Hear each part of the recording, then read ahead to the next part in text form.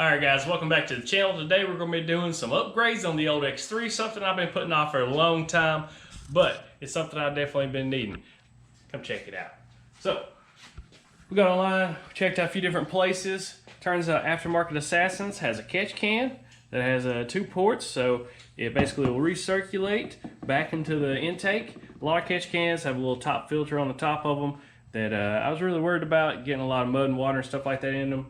But this thing with a complete kit, came with some instructions here, came with an extra tube, came with a couple of nice little stickers, came with some clamps to get everything going. And I think this is really going to help my machine. The reason that you would want a catch can is because the catch can essentially is going to catch some of the oil that's getting pushed out of your PVC valve. And basically your crankcase, whenever you have boost applied to your motor, is going to push a little bit of oil out, and normally it's recycled back into the intake, and then your spark plugs and stuff like that and your turbo is just going to get covered in oil.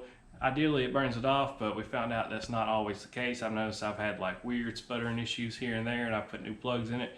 And one thing also, come check this out. This will be proof to you that you're definitely pushing a lot more than what you would like to think in terms of oil through there. So what we're going to do, we're going to take off the intake, and we're going to take a look at my air filter. We're going to see that it actually has some oil on it.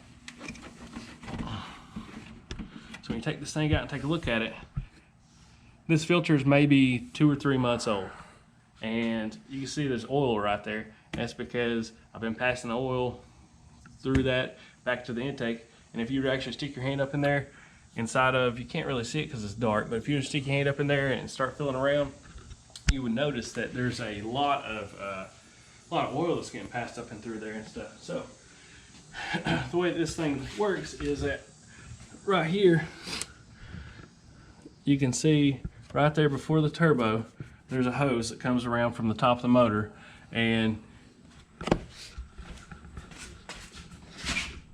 this one right here, it feeds back into the top right there.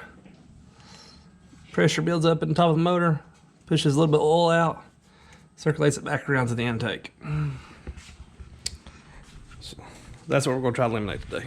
Yeah, so the reason I went with the Aftermarket Assassins one is because I really liked how it recirculated back in there. Ideally, whenever the oil comes up out of that hose, it's going to be connected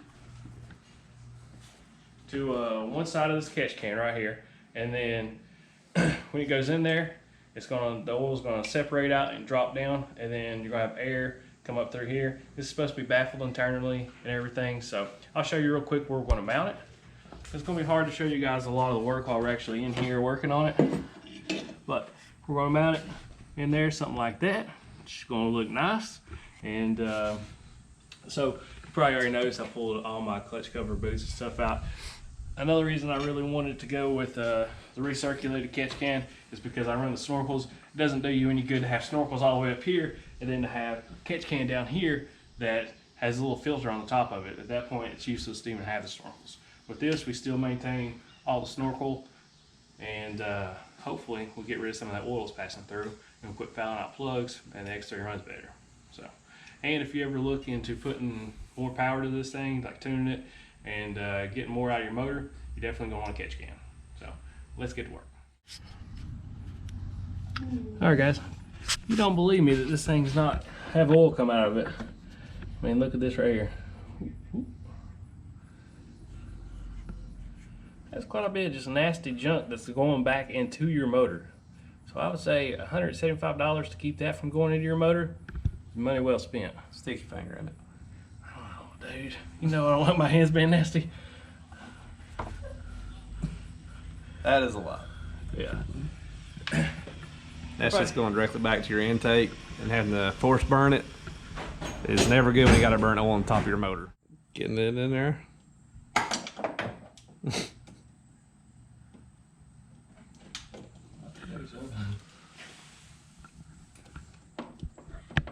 That little clamp back there's pretty tight, ain't it? Real awkward position, fellas.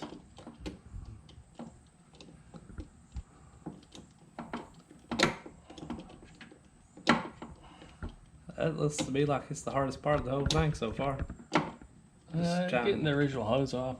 It wasn't very fun getting the original one off. Yeah, old clamp, rusty, muddy. Don't help. I got the swivel extension on it. Makes it really awkward.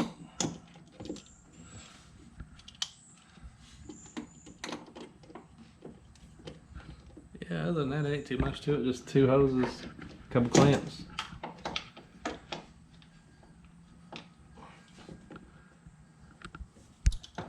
A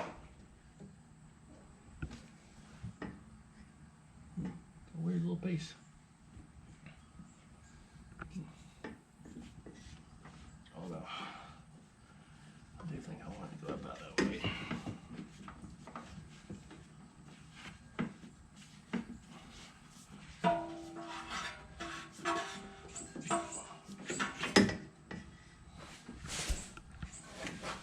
Like he said, guys, you're gonna have both hoses, your old hose and your new hose. The oil will go in one side, it's heavier, it'll fall to the bottom, it'll relieve the pressure out this side and back into the intake. And it'll be mounted right here. So that's pretty simple, cut and straight and dry. Yeah, I like how that's right there. Yeah. Now just gotta put the clamps on it and tighten her all back up. Alright guys, so we got this catch can mounted and we got all the hoses ran and everything. We got it all zip tied. There was a couple wires on the original hose that we had to cut a couple zip ties off. We put it back on there. We tried to run it as close to the original as possible as it was running through here. You see this little wire right here was definitely zip tied to that hose. So I tried to retie it, make sure that that wire is not on top of the motor. And we got everything looking pretty good. The only thing we got left to do is put the boots on. I forgot to mention this earlier. You don't necessarily have to take off your all your boots and stuff for your clutch. You can actually leave it on and go in from inside the cab and make it to that spot on the motor. But for me, it just made more sense to just take it off. It lets you guys see everything. It lets me see what I'm working on, make sure nothing's wrong with my machine. So all in all, I think everything went pretty good. All we gotta do now is get these boots back on here for the clutch, for the snorkels and everything. Get the air intake back on.